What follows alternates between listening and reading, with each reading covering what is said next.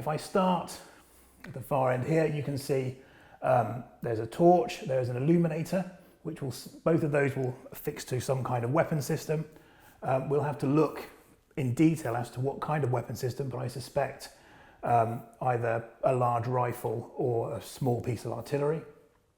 Then we have here these kind of horseshoe-shaped things. Those are actually part of the packaging for artillery shells or mortar rounds.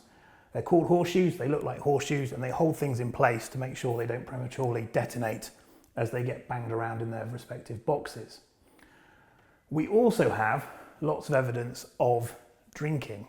I think both the British military when they were here and the Argentinian military when they were here kind of faced similar problems in terms of weather, in terms of environment, and also in terms of occupying their time. And drinking, I think, was one of those solutions.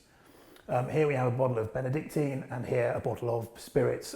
We don't know which one, but clearly there was a lot of alcohol consumption on the site. We also have evidence of the kind of daily routine in terms of feeding. These are Argentinian mess tins. We have a fork here. Those obviously packed together, part of the military uniform. And then over here we have a boot, obviously from an Argentinian soldier.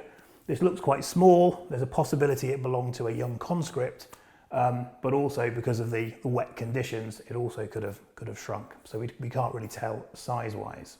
Some of the most impressive finds that we located as part of our archaeological investigation were personal effects, wash kit, shaving kit, and so on. Lots of toothbrushes here. We have, you can actually read it in Spanish, Argentinian Force, Argentinian Army, Director General of Health. So this is the kind of medical provision, and this is hand cream. That's interesting. Most militaries don't get issued with hand cream. Perhaps that's something to do with the kind of conditions that will be faced in the Falklands, particularly in the cold winter of 1982. We also have shaving ephemera, everything from a brush to a broken razor, razor blades and shaving cream, and then lots of toothpaste, issue toothpaste and non-issue toothpaste. So some people are supplementing their equipment with things that they've bought themselves. In terms of toothbrushes, obviously everyone needs to brush their teeth. This one in particular is very interesting.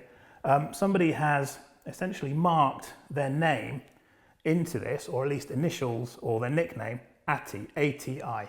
A way of personalising an item that was otherwise ubiquitous, and nobody wants to be using somebody else's toothbrush. So a way of personalising something to make it stand out from the uniformity of military equipment.